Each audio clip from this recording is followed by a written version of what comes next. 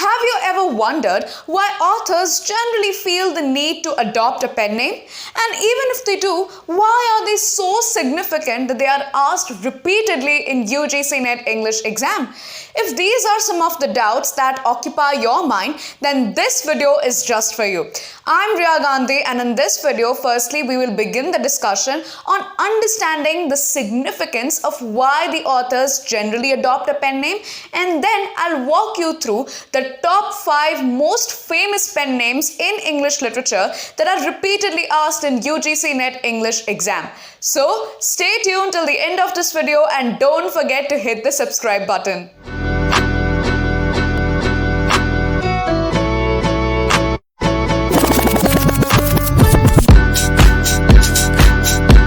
Let's start with a fundamental question. What are pen names? Pen names are fictitious names adopted by authors and are used for crediting their works instead of their original names when they are publishing their works. Now, why would they adopt a pen name and not their original name? Sometimes it is to protect their privacy or to separate the professional as well as their personal identities. Sometimes authors adopt pen names as a marketing strategy.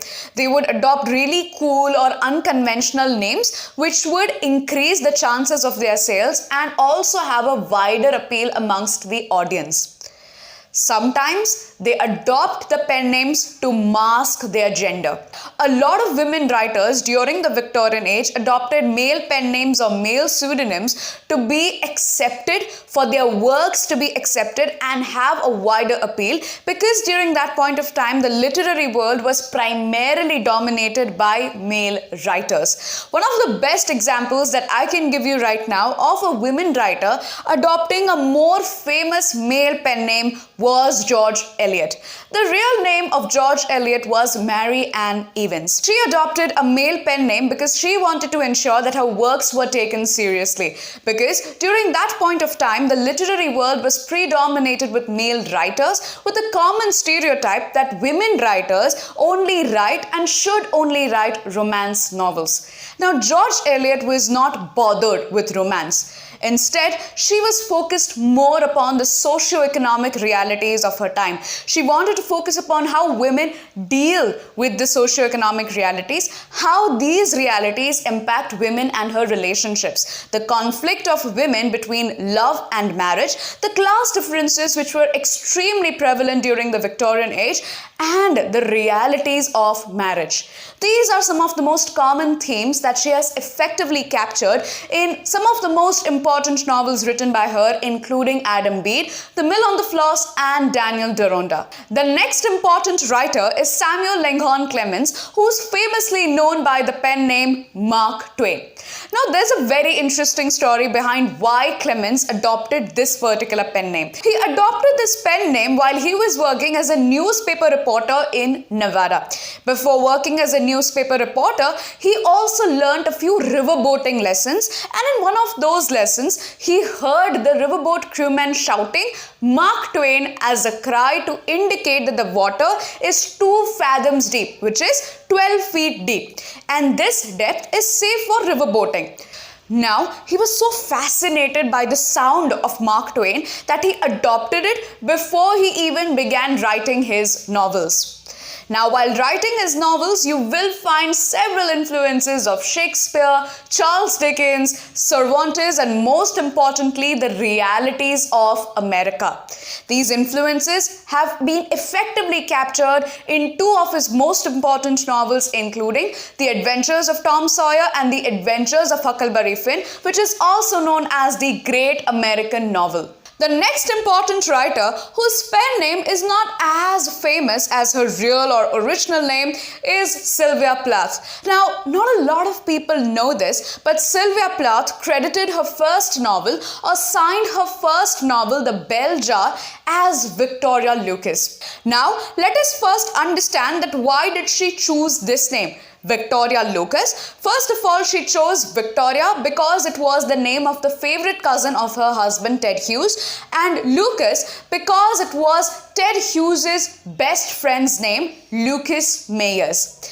Now, When she was writing The Bell Jar, which is a semi-autobiographical novel, she has included certain incidents, events which are directly related to her life. Now, she was worried that if she published this particular novel as Sylvia Plath's The Bell Jar, it is going to worry her mother. She was very close to her mother. She was a dutiful daughter to her mother, and that's why she was afraid that by reading such incidents, such events, her mother might worry about Sylvia Plath. So to avoid all of that hassle, she chose Victoria Lucas. Apart from The Bell Jar, Sylvia Plath is also known for her two poetry collections, which are Ariel and Colossus. The next important women writer, or should I say a group of women writers who adopted male pseudonyms, were Bronte sisters. Charlotte Bronte, Emily Bronte and Anne Bronte, who adopted male pseudonyms Currer, Ellis and Acton Bell respectively. Why? Because like George Eliot, they were writing during the Victorian age, wherein the literary world was predominated with men, and the women writers were stereotyped to write romance novels. They were not concerned about romance or, for that matter, the domestic life of women. Instead, they wanted to focus upon the dark passions, the dark love stories with passionate female and male characters, and featuring some of the very strong women characters who are not afraid to stand up for themselves or their choices. These included Jane Eyre by Charlotte Bronte, Wuthering Heights by Emily Bronte, and Agnes Grey by Anne Bronte. These are some of the most foundational texts for Gothic fiction as well as Victorian realism. And finally, the last important pen name that we are going to discuss in this video is Lewis Carroll. The original name of Lewis Carroll was Charles Lutwidge Dodson.